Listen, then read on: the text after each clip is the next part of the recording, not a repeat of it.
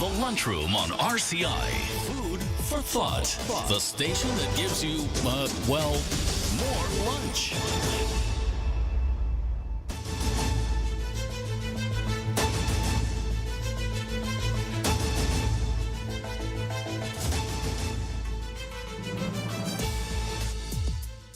Good afternoon and welcome to the Lunchroom on Radio Caribbean International. It is Monday, the 8th of December, 2025.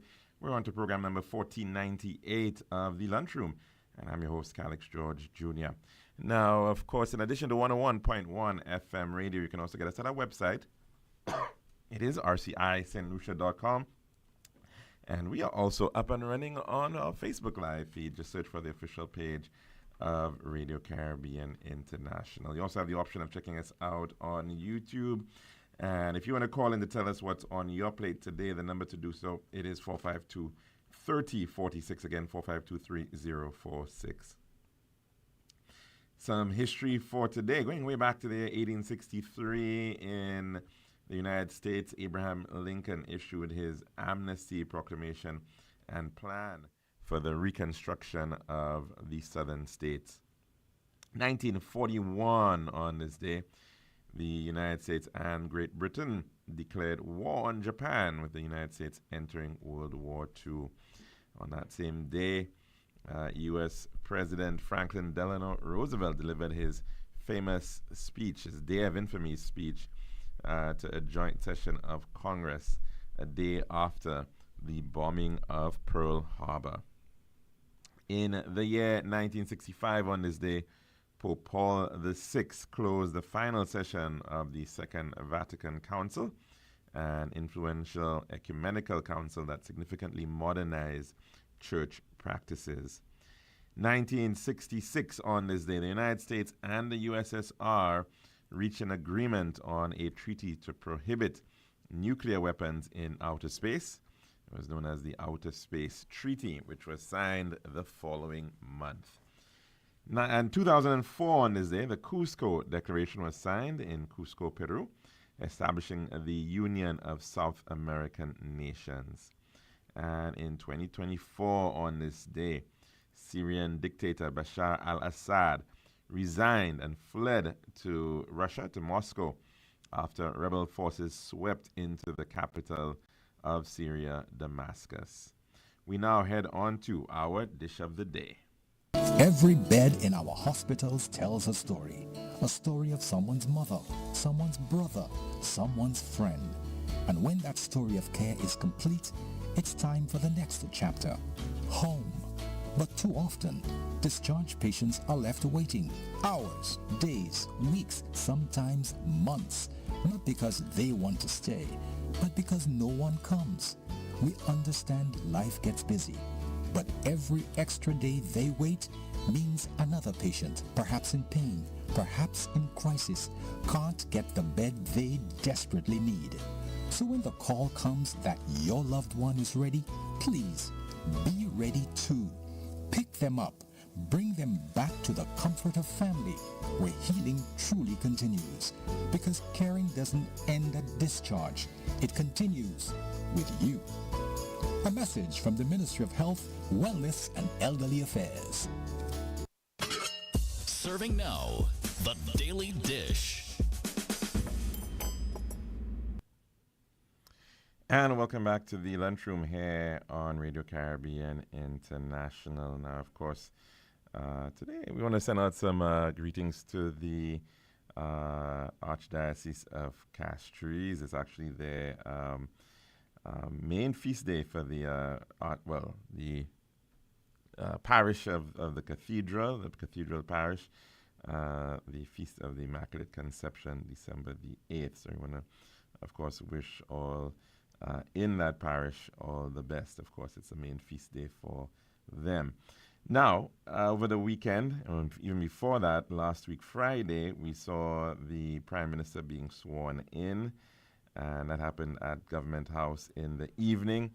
There was a very large delegation or show of strength of different leaders from the Eastern Caribbean, and certainly the likes of Prime Minister Dr. Terence Drew of St. Kitts and Nevis, Prime Minister Roosevelt Skerrit of the Commonwealth of Dominica, Prime Minister Dickon Mitchell of Grenada, Carriacou, and Petit Martinique.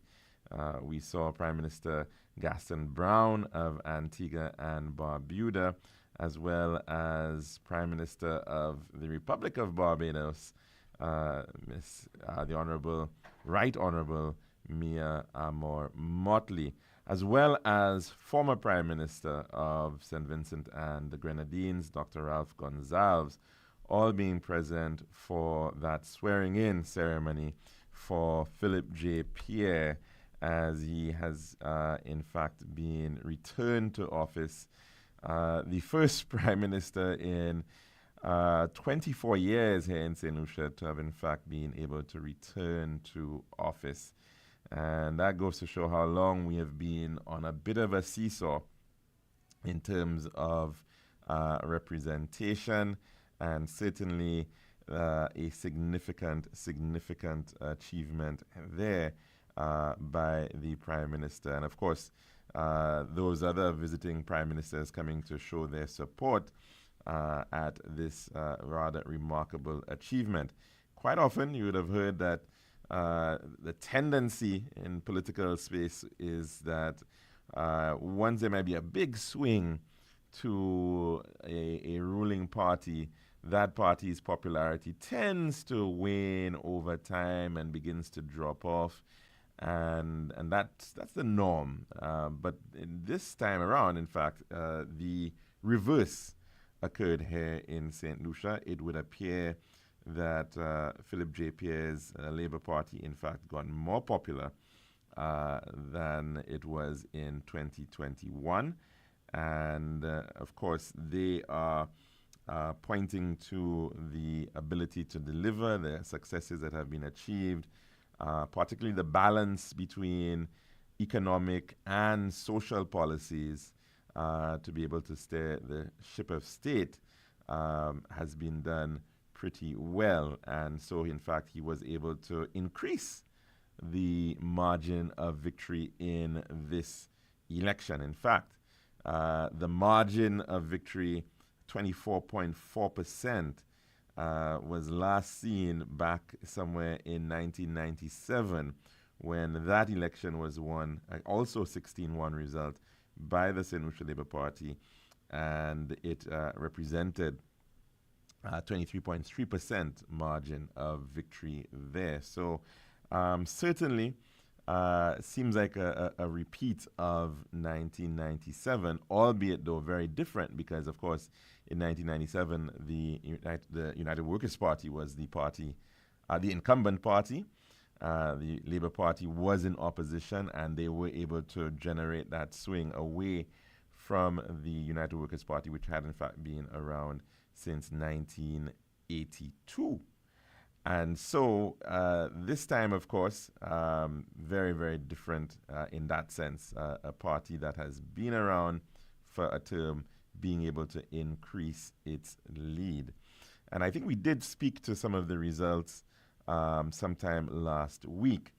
But the point perhaps should be made as to how significant some of these results have been, because in the midst of it all, in the midst of the celebration that went on, of course, in the election night, and the immense turnout that we saw for the St. Lucia Labour Party, effectively winning by gaining 61% of the total votes compared to the United Workers' Party's 36% of the total votes cast. And yet still, we are witnessing what appears to be persons trying to suggest that the election was not free and fair.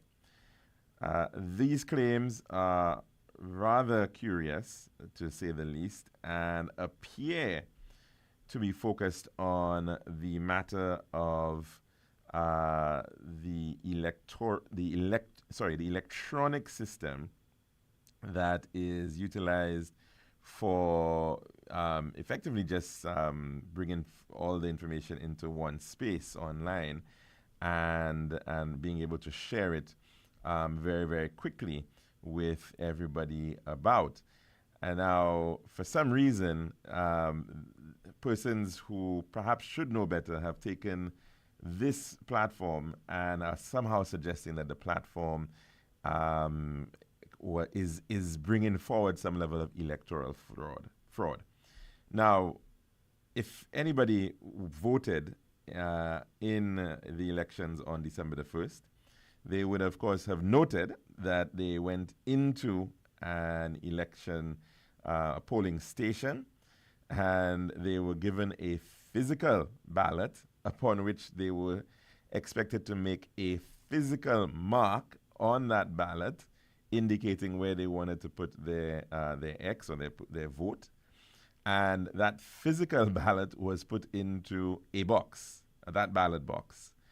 And at the end of the day, at come 6 o'clock, in the presence of the agents, the party representatives who were present, again, both for the United Workers' Party or for the St. Lucia Labour Party, or in some instances where you had independent candidates, the independent candidates also had agents present. And that count, that vote count, is done manually by counting physical papers, right? That's the process. And at the end of it all, there is a tabulation done by the returning officer after all those votes have been counted. For each box, that is done. And it's done in the presence of witnesses representing the parties. So the narrative now to try to suggest that there is some issue amiss with respect to the electronic database, which is really just taking the what is out there already, the physical information which has already been tabulated, and putting it into that system, right? Which is of course verified as well, right? How can that then be used as a means to be able to cause voter fraud? Is completely beyond me in the logic of some individuals out there. But this appears to be the desire of some individuals at this point in time to seemingly create doubt amongst people and the electorate that somehow something went wrong with those processes. Now, as I mentioned, these things are, of course, counted. They are counted in the presence of everybody. Everybody sees the results. The parties themselves would get the results from their agents as well. So there are many different individuals who will be seeing the results in real time. And this narrative then, if there was a problem, if in some instance, let's say a returning officer put a 2 where there was supposed to be a 1, right? That would have been certainly in the presence of the agents who are there, and they could clearly have been able to object. And as of now, there has been absolutely no objection raised by any candidate, by any agent, by anybody within the process as to a box or some inaccurate tabulation of the results. That has not happened. That has not happened. So then you have to wonder who is behind entities like United PAC, which of course has been very well known to be a mouthpiece of the United Workers' Party. Why would they then want to continue to push, even up to a day ago, talking about the St. Lucia election scandal burst into full public crisis after financial crime analyst Kenneth Rejock declared the December 1 vote bogus, asserting that inducement cash foreign leverage and back-end registry access rendered the declared victory neither credible nor democratic. Now, I think many people are familiar with the nature of Mr. Rijok. He has a, let's put it, highly colorful past, and has been involved in trying to bring forward scandals in the past, which never seemed to actually hold any real water. Have never really found the light of day in any court or anything of the sort. But here we have this gentleman again, U.S. national, who called a local talk show program, and one could only believe that he must have been asked to do that, and to then begin going on this narrative that somehow the election was fraudulent because of electronic voting or the electronic database system, and so therefore he is advising the leader of the opposition, Mr. Alan Chasney, to go to the United States of America, to go to Washington, D.C., to make a claim, right, and to indicate that he wants assistance in the matter of dealing with the election fraud. Now, something is greatly amiss in this entire process. The United Workers' Party has been part of the elections process. The United Workers' Party had agents in every single polling box, or in every single polling station, in every single room where there were boxes present.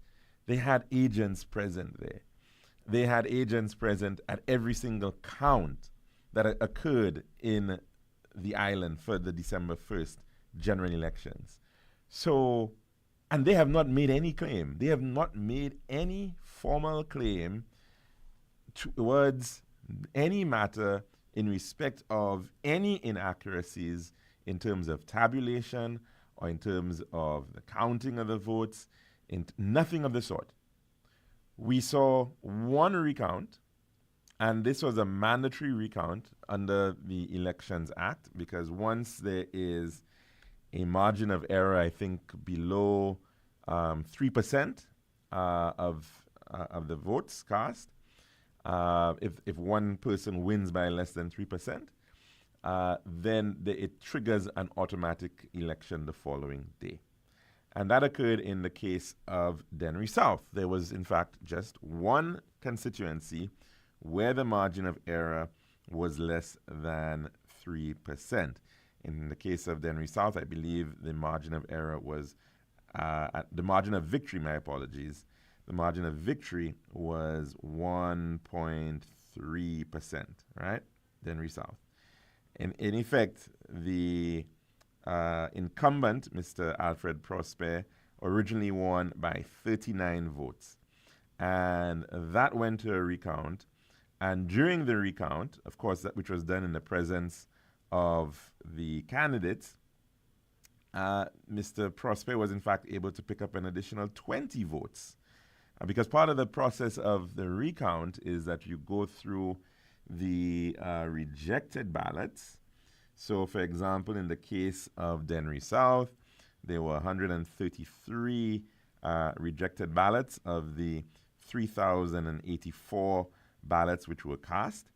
And so part of that process is to look at the rejected ballots to, in fact, ensure that there is no sense that an individual had a particular intent to vote for an individual. So that's the process.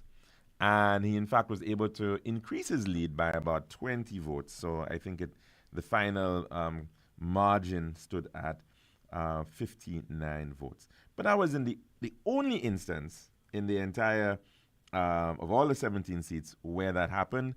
The process went through as normal, as required under the law, and a result was maintained. The result was maintained, which was still the same Mr. Prosper winning the Dennery South seat. But if you consider that in 14 of the 17 seats, the result, the margin of error, was greater than 10%. Greater than 10%. So we are in the only seats that you may want to say that were relatively close would be that of Dennery South and Soufrière. Soufrière was won by 3.5% of the vote by 180 votes. In pretty much every other constituency, the margin of victory was in the hundreds.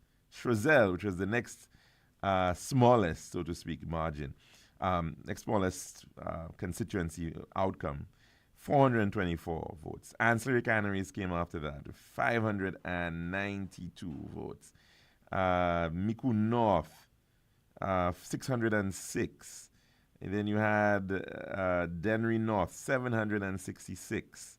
You had Castries Southeast was won by 1,112. I mean, and then you just end up in the thousands, effectively, in terms of the number of votes that were won, that those seats were won by.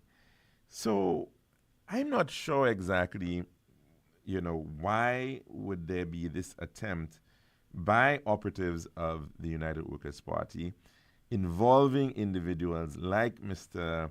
Rejock to begin this narrative that something was amiss with respect to the election process, particularly taking aim with the what they're terming the back end electronic database, which is very bizarre. I mean, Mr. Rejock made some very strange statements, almost suggesting that we had electronic voting. He made suggestions as to how the Prime Minister was the one who appointed judges, and so therefore, we couldn't expect any kind of justice in this matter, even though we know that the reality is the judges, High Court judges, are appointed by the Judicial Commission, Legal and Judicial Commission for the Eastern Caribbean. So again, bizarre statements being made, and it only appears to be coming out of a kind of a playbook within which we've seen already used in other elections in other countries, because we saw what happened in the case of the United States, right? Back in 2020, when there was this entire matter, in 2021, in fact, where January 6th occurred in Washington, D.C., effectively a sort of an insurrectionist movement where people were convinced that something went wrong with the election. And so therefore, they had to take action and they had to go out and storm the Congress. This is what happened in the United States of America. So when you're now seeing these types of narratives being brought forward in St. Lucia, and it really does not add up in any form or fashion with the reality on the ground, you've got to ask, why would certain elements be pushing this narrative after an election has come and gone, and we should be hoping to try to bring the country together, to show unity at this time, to settle down, especially given the fact that it was a summarily very clear, pronounced victory and a pronounced loss by the United Workers' Party, that one would think this would be the time that they would be doing introspection, that they'd be looking at what went wrong, why they lost the election, and that would be their great concern at this point in time. But unfortunately, what we're seeing is certainly, in my opinion, very unnecessary and very dangerous as well, because if we're not careful and certain people actually believe some of these narratives, you really are sending them down that rabbit hole of conspiracy theories, which sometimes in the wrong minds can be blown out of proportion. So we need to be a lot more responsible and careful in this entire matter. That's our dish of the day. And of course, we're going to take in our weather report at this time. This has been The Daily Dish.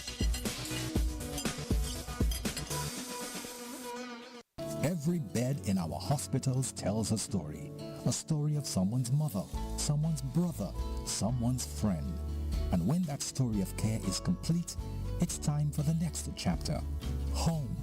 But too often, discharged patients are left waiting hours, days, weeks, sometimes months, not because they want to stay, but because no one comes.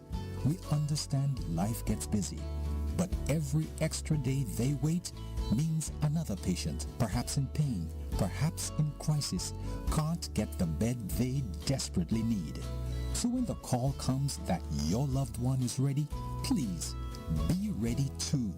Pick them up, bring them back to the comfort of family, where healing truly continues. Because caring doesn't end at discharge, it continues with you. A message from the Ministry of Health, Wellness and Elderly Affairs. It's now time for our weather report, brought to you by Island Style. Last year, boy, problems to get shipment of tiles in time for Christmas. This year, Island Style has enough tiles in stock to cover the whole of St. Lucia. And with our Christmas sale starting now, every tile is on sale. Island Style has massive stock, the widest variety, and the very best sale prices on quality tiles. And natural stone in St. Lucia. Great deals on beautiful bathroom faucets, vanities and fixtures, tiling tools and accessories. Don't fall for no gimmicks anywhere else. Island Style's annual Christmas sale is unbeatable. Tiles for miles. Deals as far as the eye can see. Start your car, ride your bike, hop on a bus, and hurry down to Island Style Town and Bath now. Castries, Rodney Bay, and Viewford. Check Facebook for more details. This is Radio Caribbean International. It's now time for the weather news.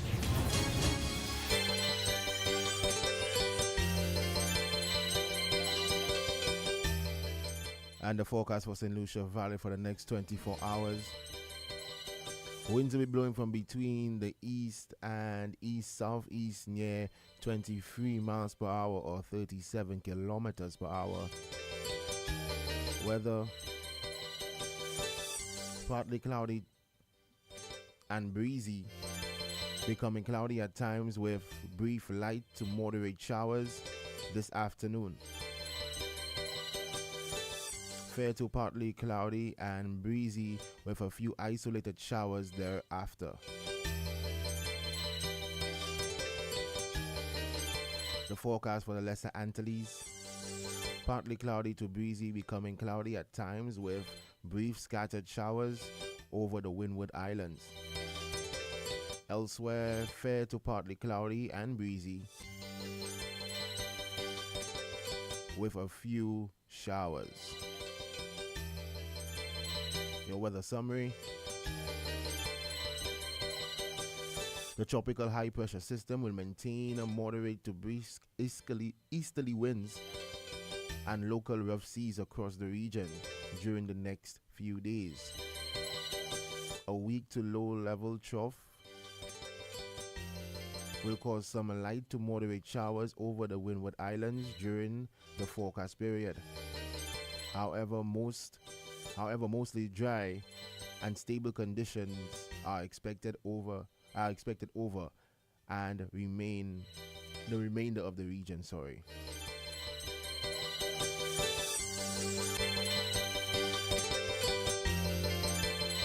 And that is your weather report, brought to you by Island Style. This has been RCI's Weather News. For more information, call the Weather Hotline at 454-3452. RCI 101 number 1.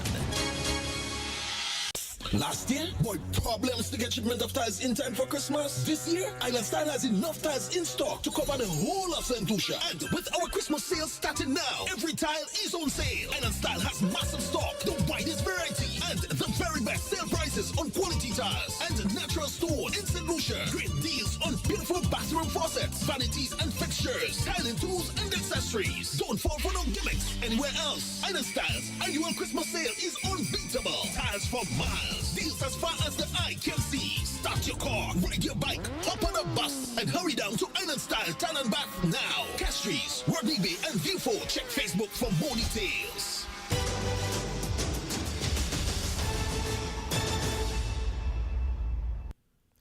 And welcome back to the lunchroom here at Radio Caribbean International. We've got about 16 minutes to go before the hour of 2 o'clock.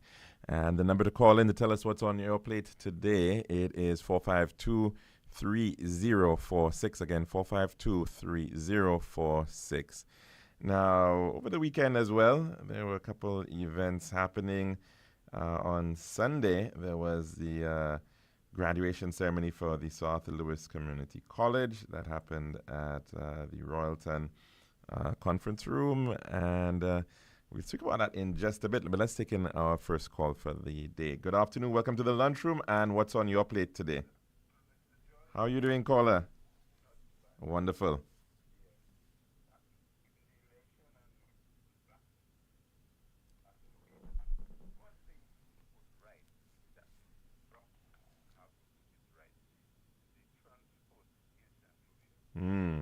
Yes.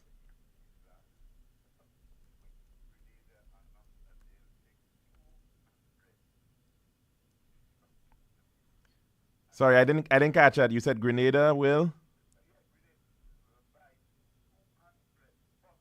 Ah, yes. Yes.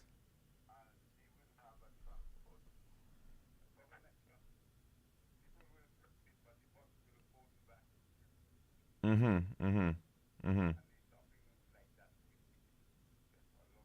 Mm-hmm. Mm-hmm.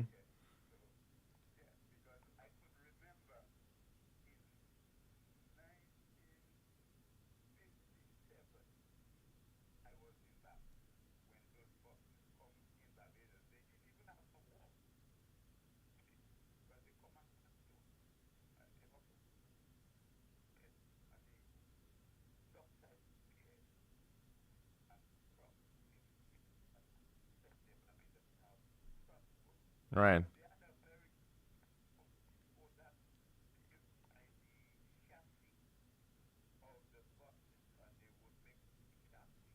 Mm-hmm.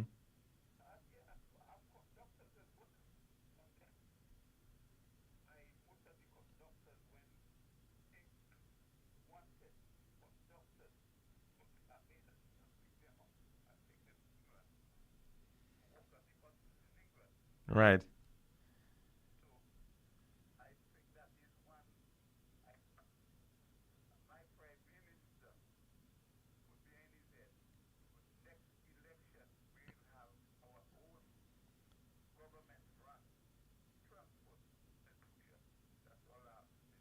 All right. Thanks very, very much for that contribution, caller. It's a very important one indeed.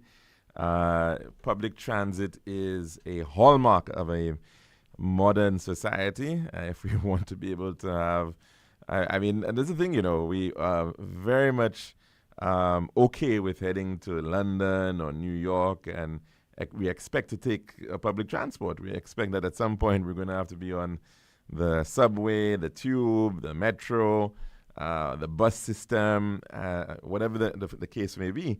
But it's so, yes, certainly it was a mention of investment in some bus terminals in the St. Lucia Labour Party manifesto. But certainly, as you're pointing out, the entire system needs an overhaul. Let's take in a call. Good afternoon. Welcome to the lunchroom. And what's on your plate today? Oh, I'm very good, thank you. How are you doing? I haven't heard from you in a little while. Yes, yes. Oh, yesterday, yes, at the victory rally. I had a flag.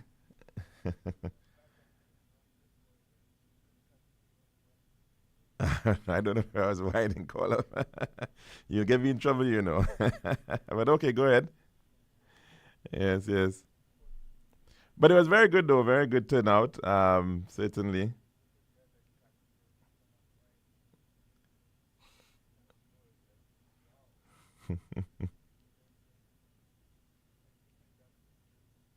Well, I think people have to exhale, and they've got to.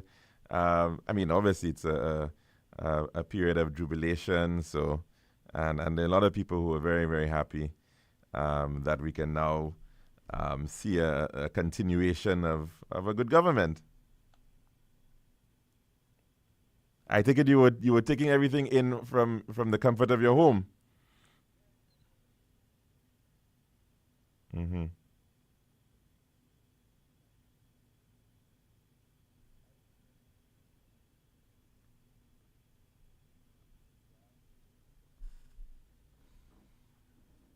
Right. Yes.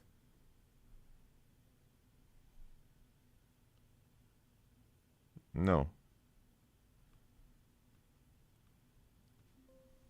Mm-hmm.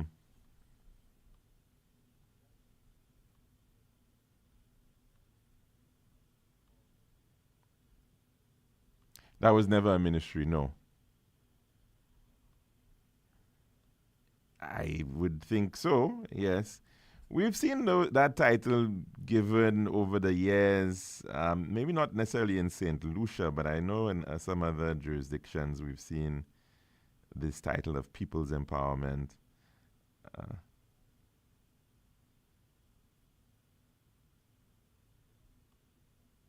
oh, yes, certainly, because what is people's empowerment? Yes. Right. Mm-hmm. Mm-hmm. But then how are they empowered? So that's the, yeah.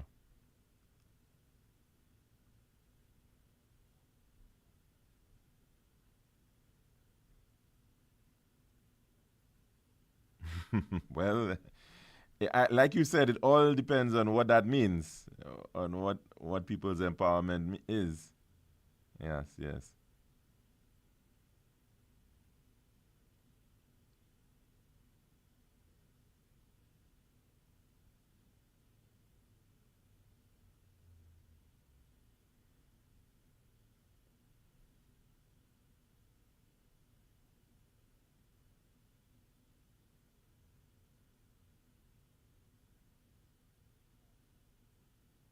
Mm-hmm.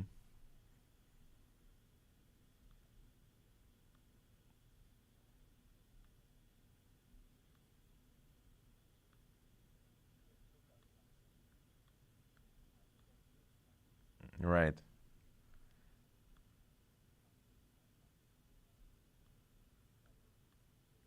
Mm-hmm. Mm-hmm. Mm-hmm. Completely agree. Completely agree. It's very, very important for our food security. Mm-hmm. Mm-hmm.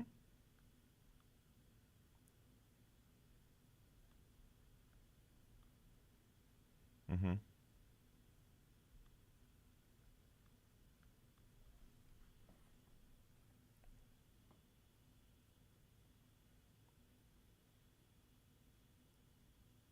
Mm-hmm.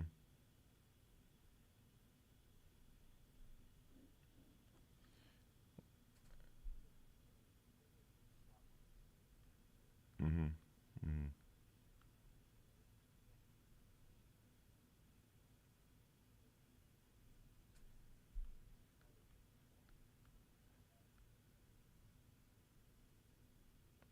But even with agriculture these days, it's very much driven by technology as well. I mean, you're seeing applications of AI and GIS in agriculture. Yeah, but the other thing about agriculture is that it's a physical activity, and we have to get our physical planning right.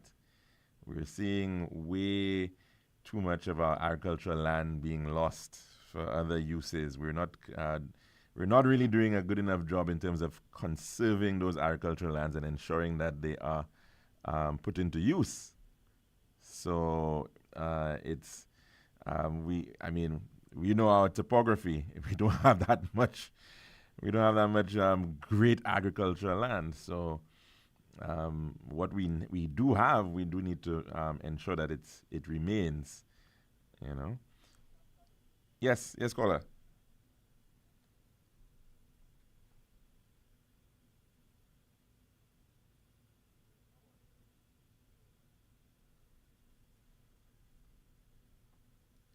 Mm.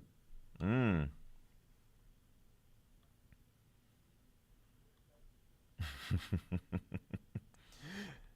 You're putting it in nice language. Dicey. Ominous. Yes. Yes. Yes. It-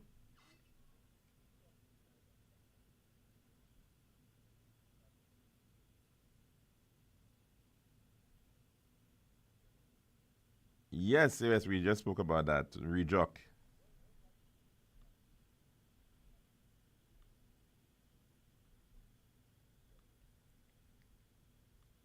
That's correct. Mm-hmm. Mm-hmm.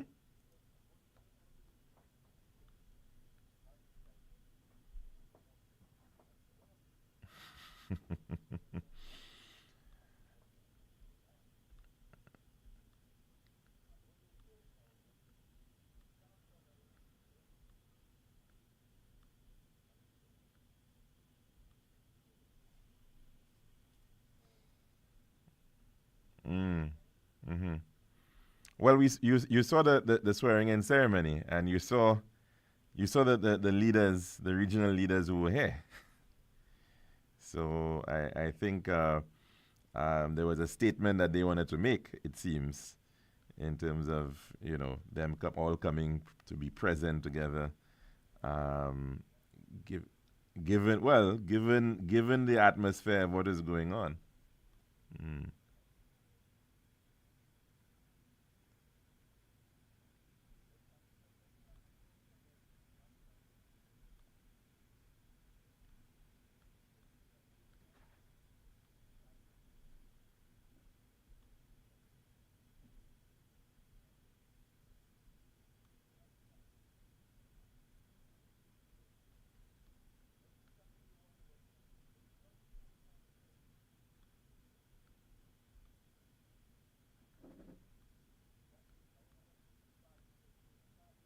Mm.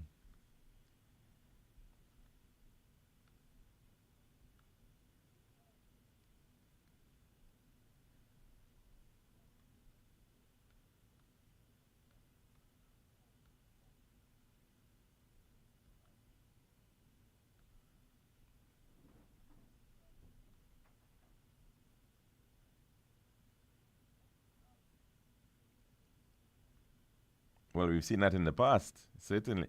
We've seen that over across the Caribbean in the decades before. We've seen puppet regimes created, and you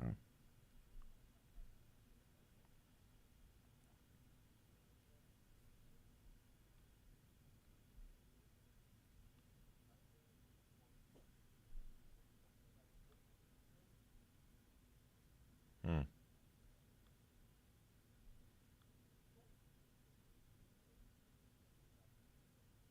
mm, mhm.